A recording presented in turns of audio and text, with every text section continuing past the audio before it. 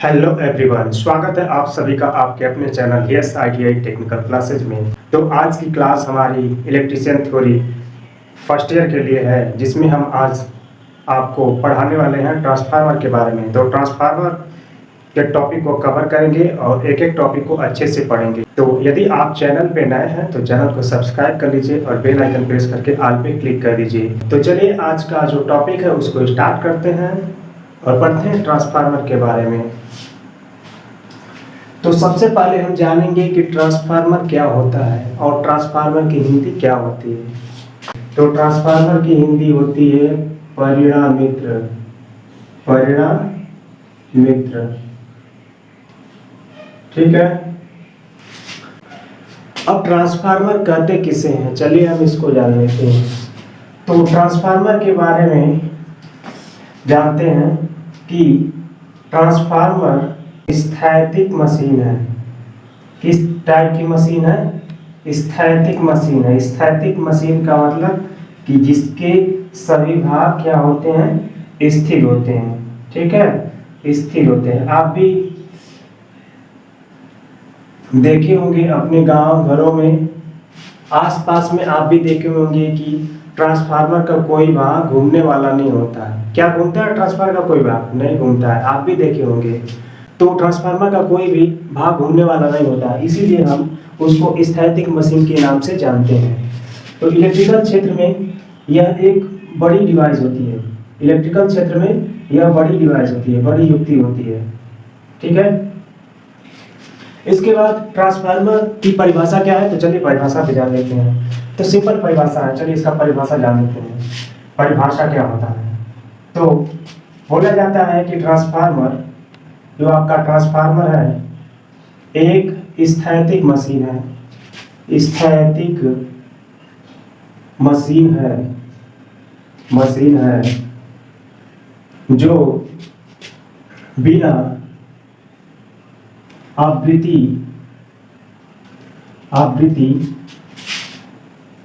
बदले AC power supply का रूपांतरण करता है, ठीक है। तो ट्रांसफार्मर एक ऐसी स्थैतिक डिवाइस है जिसके इनपुट में अगर आप AC सप्लाई देते हो तो वो क्या करता है कि बिना आवृत्ति बदले, मान लीजिए AC सप्लाई की आवृत्ति कितनी होती है? 50 हर्ट्ज होती है। तो यदि आप आउटपुट में देखेंगे ट्रांसफार्मर के, तो आपको 50 हर्ट्ज ही आवृत्ति मिलने वाली है और पावर का ट्रांसफर हो जाएगा। जितना आप इनपुट दोगे, जितना आप इनपुट में पावर दोगे, उतना ही आउटपुट में आपको पावर मिलेगा। फर्क क्या होता है, ये करता क्या है? चलिए इसके कार्य के बारे में जानते हैं। तो इसका कार्य क्या होता है? इसका कार्य, मुख्य कार्य यही होता है कि उच्च विभव और निम्न धारा को निम्न विभव उच्च धारा में बदलता है, ठीक है।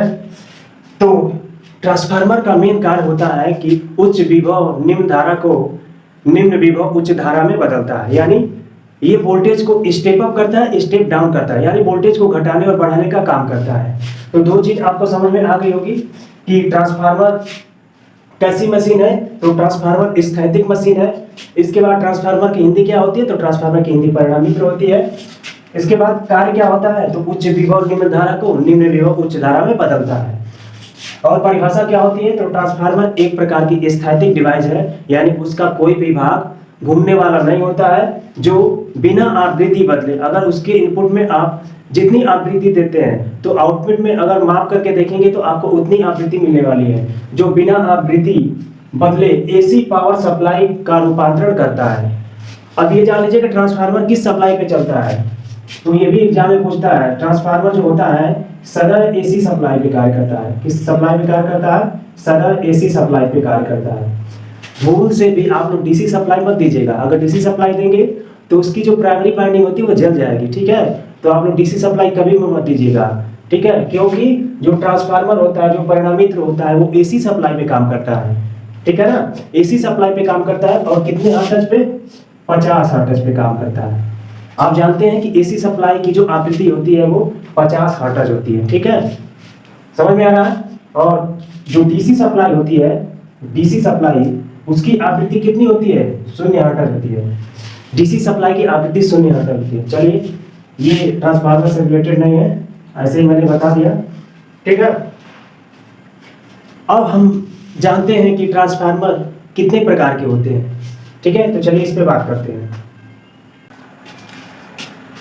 तो चलिए अब जानते हैं कि ट्रांसफार्मर कितने प्रकार के होते हैं। तो ट्रांसफार्मर को हम 3 भागों में बांटते हैं। जो आपका ट्रांसफार्मर होता है, ट्रांसफार्मर के प्रकार। अब जो आपका ट्रांसफार्मर होता है, हम उसको 3 भागों में बांटते हैं, ठीक है।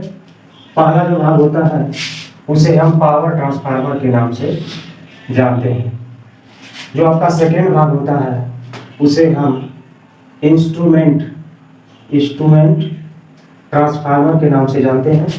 और थर्ड जो होता है वो ऑटो ट्रांसफार्मर के नाम से जानते हैं। हिंदी में इसे हम शक्ति परिणामित्र कहते हैं, शक्ति परिणामित्र, और इसे हम कहते हैं उपयंत्र परिणामित्र, और इसे हम कहते हैं स्वपरिणामित्र, ठीक है, समझ में आ रहा है। अब जो इंस्ट्रूमेंट परिणामित्र होता है, इसको हम फिर से 2 भागों में बांटते हैं। पहला होता है करंट ट्रांसफार्मर, और सेकेंड इसका भाग होता है पोटेंशियल ट्रांसफार्मर। इसको हिंदी में कहते हैं विभव ट्रांसफार्मर, और इसे हिंदी में कहते हैं धारा परिणामित्र के नाम से जानते हैं। इसको विभव परिणामित्र के नाम से जानते हैं। अब जो आपका पावर ट्रांसफार्मर होता है, उसे भी हम फेज के आधार पे 2 भागों में बांटते हैं। पहला होता है सिंगल फेज परिणामित्र, और दूसरा होता है 3 फेज परिणामित्र, ठीक है। अब इन दोनों को फिर से हम 2 भागों में बांटते हैं। पहला जो होता है उसे बोलते हैं स्टेप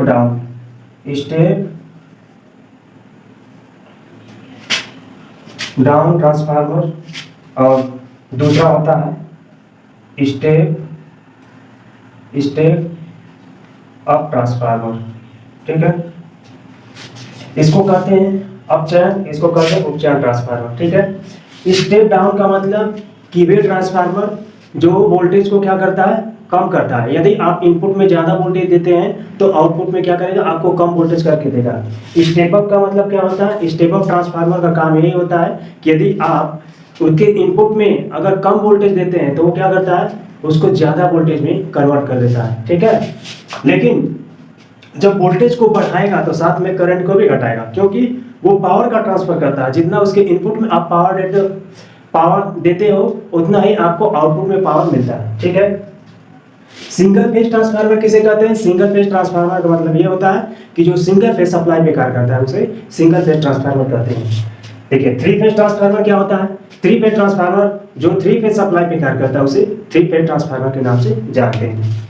अगला जो आपका होता है वो है करंट ट्रांसफार्मर का मतलब कि यह एक इंस्ट्रूमेंट ट्रांसफार्मर का मतलब कि इंस्ट्रूमेंट क्या करता है, इंस्ट्रूमेंट का काम होता है मेजर करना, मापना। यानी करंट ट्रांसफार्मर का काम होता है कि करंट कितना है उसको मेजर करता है। बड़े स्तर पे अगर हम देखें तो करंट ट्रांसफार्मर को लगाते हैं, जिससे वो क्या करता है, करंट को मेजर करता है, करंट को मापने का काम करता है। पोटेंशियल ट्रांसफार्मर क्या है, पोटेंशियल ट्रांसफार्मर का मतलब ये होता है कि अगर आप बड़े स्तर पर देखें, जैसे आपका ट्रांसमिशन हो गया या डिस्ट्रीब्यूशन हो गया, उसमें अगर देखें तो वहाँ बड़े बड़े ट्रांसफार्मर लगे होते हैं। तो उसी बड़े बड़े ट्रांसफार्मर में कितना करंट, कितना वोल्टेज आ रहा है उसको मापने के लिए हम करंट ट्रांसफार्मर और पोटेंशियल ट्रांसफार्मर का यूज करते हैं। अर्थात पोटेंशियल ट्रांसफार्मर का यूज इसलिए करते हैं कि वोल्टेज कितना आ रहा है उसको हम मेजर कर लें, ठीक है।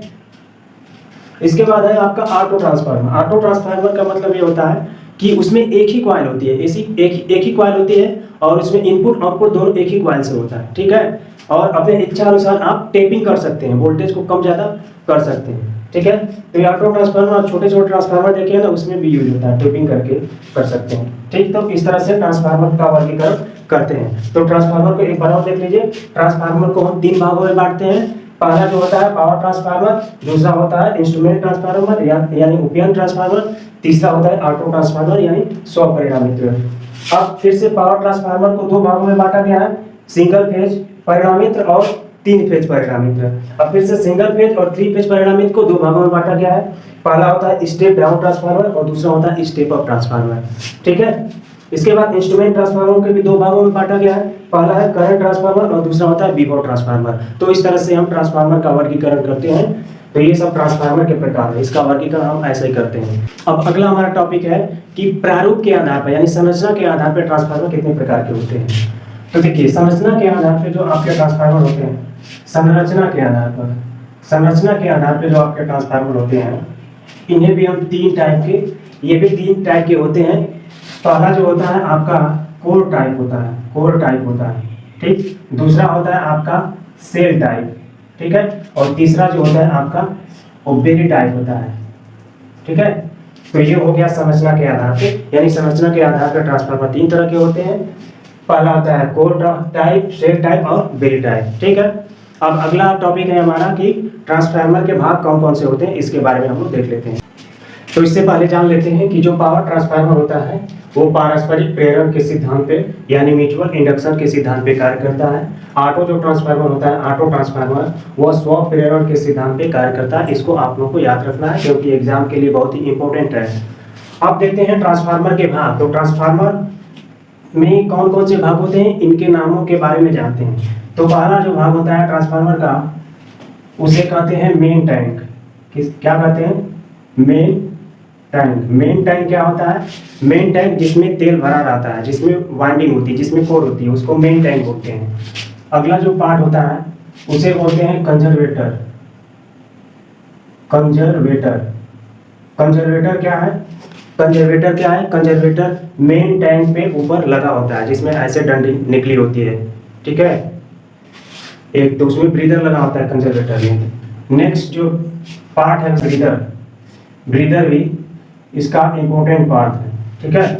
ब्रीदर इंपॉर्टेंट पार्ट है। ब्रीदर का काम है कि वो सांस लेता है, ब्रीदर के माध्यम से ट्रांसफार्मर क्या करता है, सांस लेने का काम करता है, ठीक। अगला है बाइंडिंग, तो ये भी पार्ट है। इसके बाद आपका है ट्रांसफार्मर कोर होता है। ट्रांसफार्मर कोर क्या होता है? ट्रांसफार्मर कोर पे ही वाइंडिंग लपेटी गई होती है। नेक्स्ट इसका पार्ट है वेंट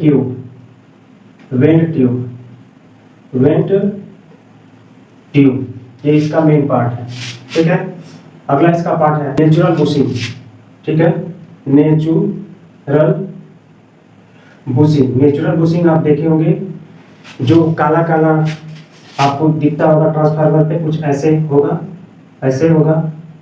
कुछ ऐसे आपको दिख रहा होगा, और इसमें वायर लपेटा जाता है, वायर ऐसे लगा होता है, तो इसको बुशिंग कहते हैं। जम्पर के द्वारा वायर इसमें लगा होता है, तो इसको बुशिंग के नाम से जानते हैं, जिसे नेचुरल बुशिंग भी कहते हैं।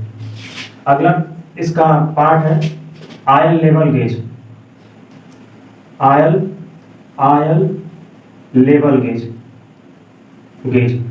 लेवल गेज का काम होता है कि मेन टैंक में कितना तेल है उसके लेवल को मापता है, ठीक है। तो आयल गेज का यही काम है, उसके लेवल को मापता है। नेचुरल बुशिंग का काम है कि ट्रांसफार्मर को वायर से इंसुलेटेड रखने का काम करता है, ठीक। अगला पार्ट है ड्रेन वाल्व। अगला इसका पार्ट है ड्रेन वाल्व का क्या काम है? जैसे तेल खराब हो जाता है तो निकालने का काम यहीं से होता है, ये नीचे लगा होता है, ठीक है। नेक्स्ट पार्ट है अर्थिंग प्लेट, ठीक। अर्थिंग प्लेट में क्या होता है? अर्थ किया जाता है, ट्रांसफार्मर को अर्थ किया जाता है। ट्रांसफार्मर में दो अर्थिंग होता है। कितने अर्थिंग होते हैं? 2 अर्थिंग होते हैं, ये आपको ध्यान रखना है। पहला तो जमीन से होता है, यानी बॉडी अर्थिंग होता है। पहला होता है इसका बॉडी अर्थिंग, और दूसरा होता है इसका न्यूट्रल। न्यूट्रल में भी हम अर्थ करते हैं, ठीक है। तो दो तरह से हम अर्थिंग करते हैं, बॉडी अर्थिंग और न्यूट्रल अर्थिंग। ये आपको बात ध्यान में रखनी है। अगला जो पार्ट है वो है थर्मोमीटर। अगला पार्ट है इसका थर्मोमीटर। थर्मोमीटर क्या करता है, जो आयन होता है उसके टेम्परेचर को मापता है थर्मोमीटर, ठीक है। नेक्स्ट इसका पार्ट है टेप चेंजिंग स्विच, ठीक है। टेप चेंजिंग स्विच होता है, ये टेपिंग को क्या करता है, चेंज करता है, ठीक। नेक्स्ट इसका पार्ट है कूलिंग ट्यूब। नेक्स्ट पार्ट है इसका कूलिंग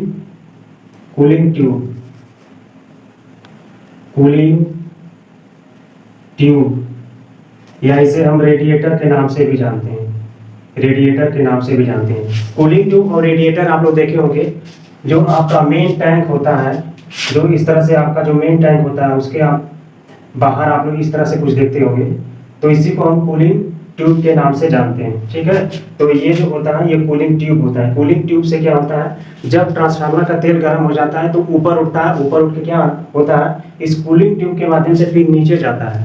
और जब इस कूलिंग ट्यूब से होकर के जाता है तो ये जो एयर होता है उसके संपर्क में आता है, और जो मेन टैंक में जो तेल भरा होता है वो क्या होता है, ठंडा हो जाता है। तो कूलिंग ट्यूब का मेन काम यही है। ट्रांसफार्मर का नेक्स्ट पार्ट है लिफ्टिंग लग, ठीक है। लिफ्टिंग लग। इसके बाद नेक्स्ट इसका पार्ट है डायग्राम प्लेट। डायग्राम रेटिंग या डायग्राम प्लेट। नेक्स्ट इसका पार्ट है रेटिंग और डायग्राम प्लेट। तो रेटिंग प्लेट का मतलब ये होता है कि रेटिंग के बारे में उस पर लिखा होता है कि रेटिंग मतलब ट्रांसफार्मर कितने केवी का है और कितने फेज का है, ये सब उस पर लिखा होता है। किस कंपनी का बना होता है वो सब इस पे लिखा होता है, ठीक है। नेक्स्ट पार्ट है low voltage and box. Low voltage and box का मतलब क्या होता है, सेकेंडरी की तरफ लो वोल्टेज एंड बॉक्स होता है, जो उसमें टर्मिनल आकर के लगता है और वहां से हम सप्लाई लेते हैं, तो लो वोल्टेज इन बॉक्स को भी लगाया जाता है। तो चलिए एक बार हम लोग रिवीजन कर लेते हैं कि ट्रांसफार्मर के कौन कौन से भाग होते हैं। तो ट्रांसफार्मर का जो पहला भाग होता है वो होता है मेन टैंक इसका पहला भाग होता है। इसके बाद दूसरा होता है कंजर्वेटर, तीसरा भाग होता है लिफ्टिंग लग, चौथा भाग होता है थर्मोमीटर, पांचवा भाग होता है टेप चेंजिंग स्विच, छठवां भाग होता है ब्रीदर, सातवां इसका भाग होता है अर्थिंग प्लेट यानी ट्रांसफार्मर में अर्थिंग दो तरह से की जाती है। पहला जो होता है वो बॉडी अर्थिंग होती है और दूसरा होता है न्यूट्रल अर्थिंग। नेक्स्ट जो आपका पार्ट है ऑयल लेवल गेज होता है। अगला जो पार्ट है आपका बाइंडिंग होता है। इसके बाद जो रेटिंग डायग्राम प्लेट होता है। नेक्स्ट इसका पार्ट है, अगला पार्ट है ड्रेन वाल्व है। इसके बाद है नेचुरल बुशिंग कुछ इस तरह का होता है। इसके बाद है वेंट ट्यूब आप लोग देखे होंगे कुछ इस तरह का, आपको एक ट्यूब दिखता है और ऐसे नीचे लगा होता है, ये ट्रांसफार्मर में आपको ऐसे दिखता होगा, तो इसी को बोलते हैं वेंट ट्यूब, ठीक है। नेक्स्ट पार्ट है इसका ट्रांसफार्मर कोर। इसके बाद है बाइंडिंग, आयल लेवल गेज, ये सब हो गया, ठीक है। तो ये सारे ट्रांसफार्मर के पार्ट हैं, ठीक है।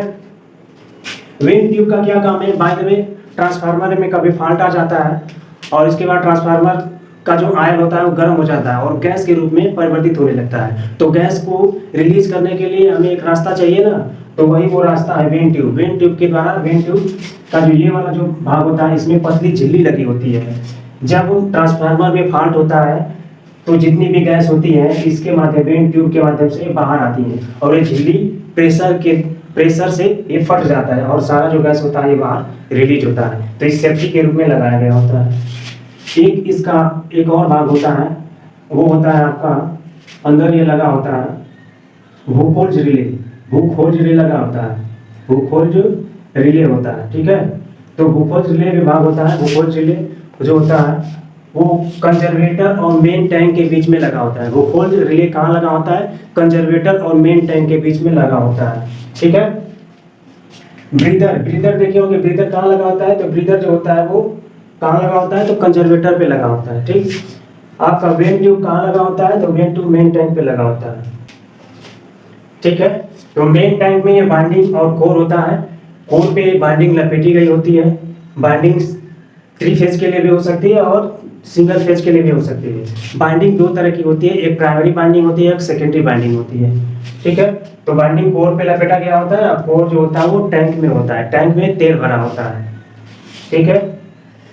तो ये सब ट्रांसफार्मर के पार्ट है।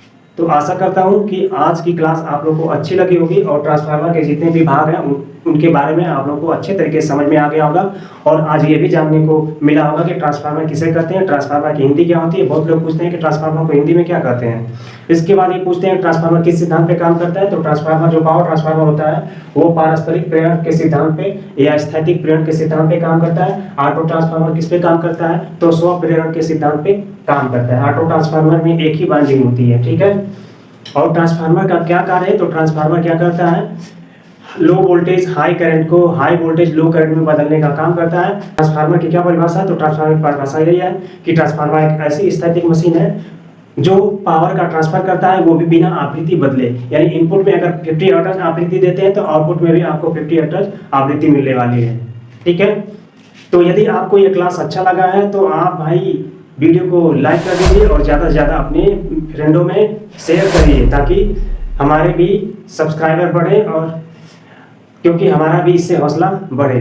और चैनल पे यदि पहली बार जुड़ रहे हैं तो चैनल को सब्सक्राइब कर दीजिए, बेल आइकन प्रेस करके ऑल पे क्लिक कर दीजिए। इसी तरह की वीडियो इस चैनल पे प्रोवाइड कराई जाती है। तो चैनल से जल्दी जुड़िए और जितने भी आपके मित्र हैं उनको बताइए कि इलेक्ट्रीशियन फर्स्ट ईयर की क्लास चल रही है जिसमें ट्रांसफार्मर के बारे में पढ़ाया जा रहा है, जो आपके सीबीटी एग्जाम के लिए काफ़ी महत्वपूर्ण है। इनसे बहुत सारे क्वेश्चन आपके एग्जाम में आने वाले हैं।